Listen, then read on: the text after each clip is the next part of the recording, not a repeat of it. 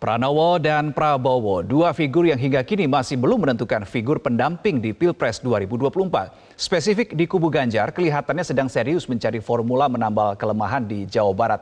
Bahkan belakangan pemirsa beredar narasi Ganjar akan dipasangkan dengan mantan gubernur Jawa Barat Ridwan Kamil. Mungkinkah Ridwan Kamil yang kini kader Golkar berpasangan dengan Ganjar sebab Golkar diketahui sudah mendukung Prabowo Subianto.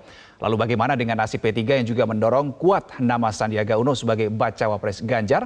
Kami akan diskusikan malam hari ini dengan Waketum Partai Golkar Nurdin Halid. Kemudian ada Ketua DPP P3 Ahmad Baidowi dan juga analis politik Adi Prayitno.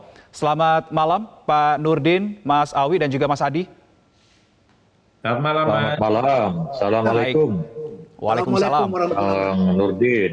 Mas Ya, Adi. baik, saya ke Mas Awi terlebih dahulu. Sekjen P3 Arwani Tomafi mengakui bahwa nama Ridwan Kamil ini muncul di diskusi sejumlah elit parpol pengusung Ganjar. Sementara Ketua Tim Koordinator Pemenangan Ganjar Ahmad Basarah juga bilang nama RK ini turut dipertimbangkan di internal koalisi. Nah, yang Anda tahu, sudah seserius apa nama RK ini dibahas di internal koalisi Ganjar, Mas Awi?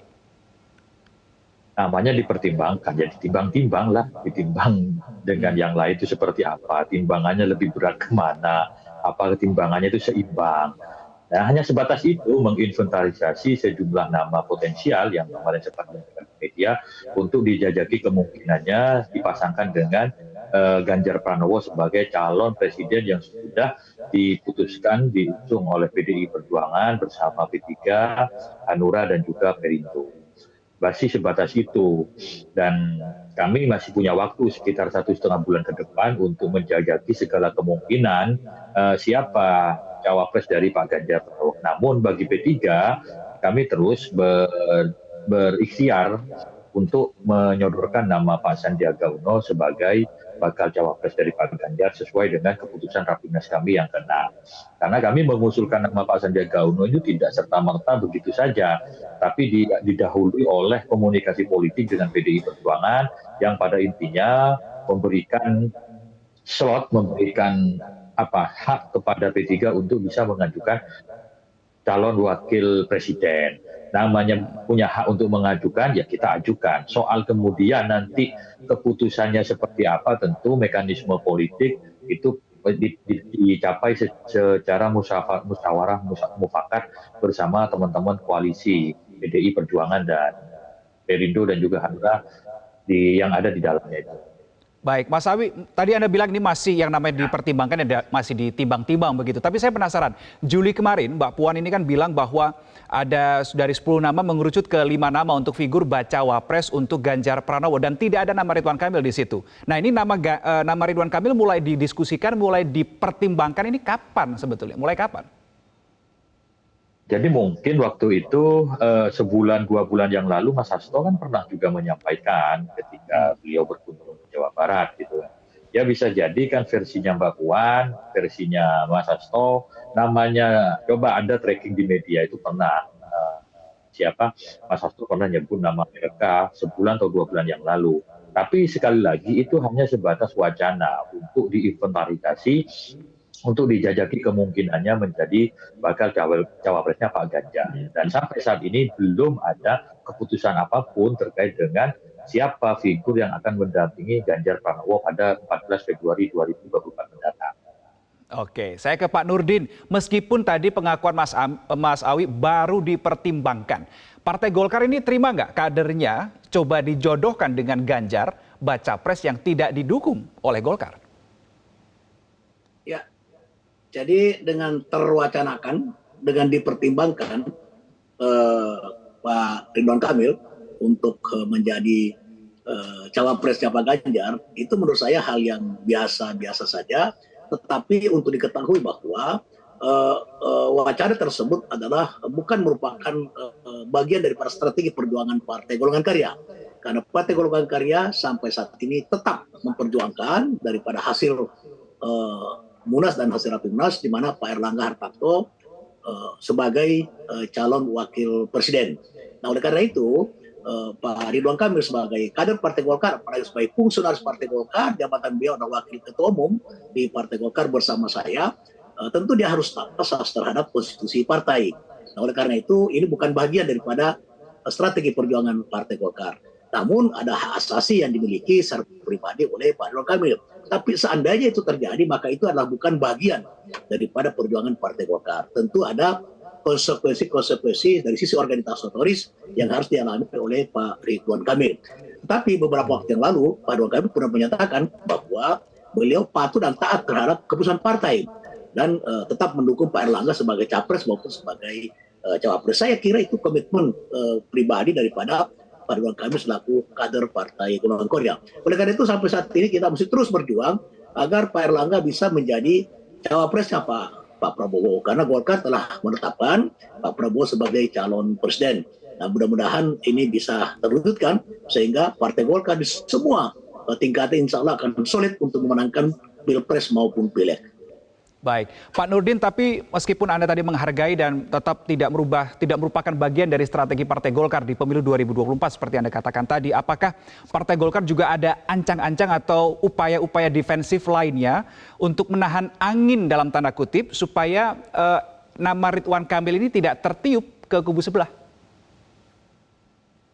Kita tidak bisa melakukan hal-hal seperti itu karena itu adalah bagian daripada hak asasi daripada Pak Ridwan Kamil. Tetapi saya yakin bahwa Pak Ridwan Kamil tidak berjuang untuk menjadikan dia sebagai cawapres. Dia diwacanakan, dia dipertimbangkan oleh kalau mendengar dari Mas Awi tadi itulah dari pihak Pak Ganjar. Tapi bukan perjuangan daripada Pak Ridwan Kamil. Oleh karena itu, nanti seandainya memang beliau dipilih, tentu dia akan melaporkan kepada Pak Erlangga. Dan saya yakin itu adalah bagian daripada upaya Pak Ridwan Kamil untuk menjadikan dirinya, tapi bukan merupakan bagian daripada perjuangan Partai Golkar. Karena Golkar tetap, sekali lagi saya mengatakan, Golkar tegas hanya memperjuangkan Pak Erlangga. Nah, nanti Pak Ridwan Kamil akan diberikan pilihan-pilihan karena kita ada aturan-aturan organisasi ketika sebuah keputusan partai tidak ada kader yang tidak mendukungnya, maka itu ada konsekuensi daripada aturan partai harus diterapkan, gitu.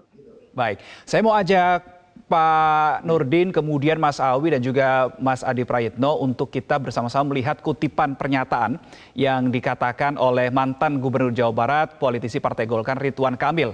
Ini saya ajak melihat, jadi pada tanggal 6 September 2023 Ridwan Kamil pernah mengatakan, cuma kalau lihat hitungan politik memang yang paling membutuhkan Jawa Barat kan adalah koalisi Pak Ganjar. Jadi itu logika matematika. Nah, saya mau ke Mas Adi Pray. Dalam konteks kepemiluan, yang paling penting itu logika matematika atau logika kepentingan, Mas Adi Pray?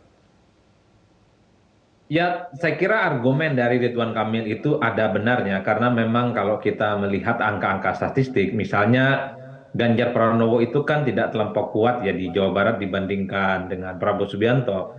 Jadi wajar kalau kemudian Ridwan Kamil mengatakan yang paling butuh Jawa Barat itu adalah Ganjar Pranowo.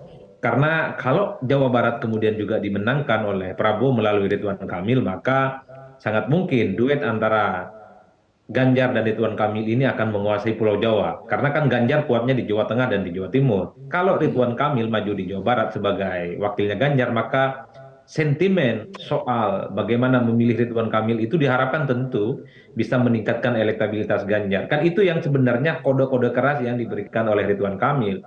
Bahkan ketika lepas pisah soal jabatan politiknya sebagai gubernur beberapa hari yang lalu, Ridwan Kamil kan juga memberikan kode. Mungkin minggu depan akan ada breaking news ya, yang itu dikaitkan dengan soal kemungkinan deklarasi politik Ridwan Kamil yang belakangan ini ramai, dikait-kaitkan dengan kemungkinannya bisa berpasangan dengan Pak Ganjar Pranowo ya. Tapi satu hal Mas ya, dalam politik kita ini kan seringkali apa yang tampak di depan itu berbeda dengan apa yang tampak di belakang. Ini yang saya susah juga untuk bicaranya hitam dan putih. Tapi kalau melihat kecenderungan rata-rata, Ridwan Kamil, Sandiaga Uno, Mahfud MD, dan nama-nama lain, itu masih sangat mungkin untuk bisa mendampingi Ganjar di 2024. Di Golkar ini sangat terbiasa pilihan politik partainya itu berbeda dengan sejumlah kadernya yang juga maju dari tempat lain. 2014 misalnya Golkar itu kan berkoalisi dengan Prabowo Subianto, tapi Pak JK itu maju berpasangan dengan Jokowi. Itu biasa dalam Golkar, naruh begitu banyak kader dan kepentingan politiknya di berbagai keranjang. Mungkin sampai saat ini memang Golkar sedang mengusahakan supaya Erlangga Hartarto itu adalah sosok yang bisa berpasangan dengan Prabowo Subianto. Tapi kalau betul PDIP meminati Ridwan Kamil, bukan tidak mungkin Ridwan Kamil pun atas nama Golkar, atas nama pribadi, akan menjadi bagian penting dalam perhelatan Pilpres yang bisa bersandingan dengan Ganjar Pranowo. Cuman kan yang menjadi tanda tanya adalah bagaimana dengan P3? Tentu bagi P3 semua itu hanya sebatas rumor, itu hanya sebatas gosip. Karena P3 sepertinya cukup yakin bahwa Sandi itu adalah sosok yang relatifly memungkinkan untuk bisa mendampingi Ganjar Pranowo. P3 adalah partai politik yang sejak awal menyatakan dukungan politiknya kepada Ganjar dan PDIP. Sandi pada saat yang bersamaan adalah kader P3 yang saat ini adalah sebagai ketua Bapilu, yang saya kira dua fakta politik ini yang kemudian menebalkan keyakinan bahwa P3 juga sangat layak untuk posisi cawapres untuk berdampingan dengan Ganjar Pranowo. Inilah realitas-realitas politik yang terjadi pada hari ini, Mas. Tapi in the end, satu hal yang pasti bahwa yang bisa menentukan soal siapa cawapresnya Ganjar adalah Megawati Soekarno Putri, Pak Mardiono, kemudian Haritanu, dan yang keempat adalah Ketua Hanura, Pak Oso. Nah udah, selebihnya ya gelap gulita. Karena bagi saya kunci yang memutuskan cawapres adalah keputusan elit, bukan urusan-urusan ruang gelap, bukan urusan-urusan asumsi, bukan urusan-urusan survei, dan bukan urusan-urusan bagaimana kecenderungan pembicaraan-pembicaraan di publik. Itulah yang saya kira bahwa ketika muncul nama Ridwan Kamil belakangan, ya masuk akal, tapi ingat Sandi pun juga masuk akal, Mahfud pun juga masuk akal. Oleh karena itu tinggal kita tunggu apakah betul dalam seminggu ini akan ada kejutan yang spektakuler bahwa Ganjar akan segera mengumumkan kandidat cawapresnya. Apakah itu Ridwan Kamil, apakah itu Sandi, apakah itu Mahfud MD? Ya, itu tergantung elit-elit partai sekali lagi. Oke, baik.